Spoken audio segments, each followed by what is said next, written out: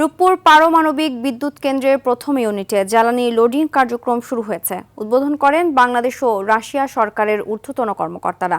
এর মধ্য দিয়ে বিদ্যুৎ উৎপাদনের চূড়ান্ত ধাপে প্রবেশ করল দেশের প্রথম পারমাণবিক বিদ্যুৎ কেন্দ্র, যা দেশের ইতিহাসে গুরুত্বপূর্ণ একটি মাইলফলক। আগস্টে অন্তত ৩০০ মেগাওয়াট বিদ্যুৎ জাতীয় গ্রিডে যুক্ত হবে বলে আশা সরকারের। বিস্তারিত জানাচ্ছেন তৌহিদুর রহমান।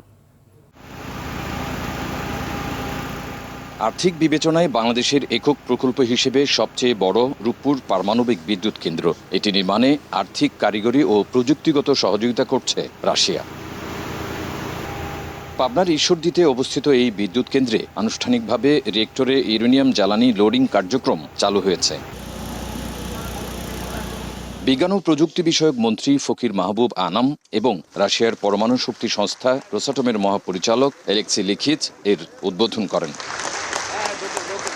উপস্থিত ছিলেন বাংলাদেশ ও রাশিয়ার উচ্চ পর্যায়ের প্রতিনিধিরা। আলোচনায় জ্বালানি খাতে বাংলাদেশ একটি নতুন উচ্চতায় পৌঁছেছে বলে মন্তব্য করেন সরকারের মন্ত্রীসহ প্রকল্প সংশ্লিষ্টরা। বিজ্ঞান, প্রযুক্তি, জ্বালানি নিরাপত্তা এবং আধুনিক রাষ্ট্র নির্মাণে যে অঙ্গীকার ব্যক্ত হয়েছে, রূপপুর তার একটি শক্তিশালী প্রতিফলন।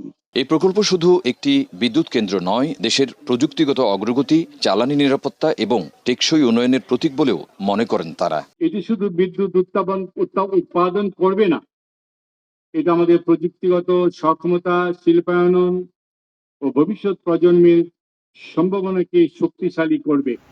প্রথম ইউনিটের পুরো ১২০০ মেগাওয়াট উৎপাদন পেতে সময় লাগতে পারে আরও ১০ মাস। আর প্রথম ইউনিটের কাজ শেষ হলে শুরু হবে দ্বিতীয় ইউনিটের উৎপাদন প্রক্রিয়া। ২৪০০ মেগাওয়াটের পুরোটাই জাতীয় গ্রিডে যুক্ত হলে এটি যেমন দীর্ঘমেয়াদী বাংলাদেশের জ্বালানি স্থিতিশীলতা ফিরে পাবে, তেমনি আন্তর্জাতিক পরিমণ্ডলে বিশ্বের বুকে ৩৩তম পারমাণবিক শক্তিধর দেশ হিসেবে আবির্ভূত করতে সহযোগিতা করবে। এটি অনেক সম্মানের, অনেক গৌরবের। তৌহিদুর রহমান, RTV, রূপপুর পারমাণবিক বিদ্যুৎ কেন্দ্র, ঈশ্বরদী, পাবনা।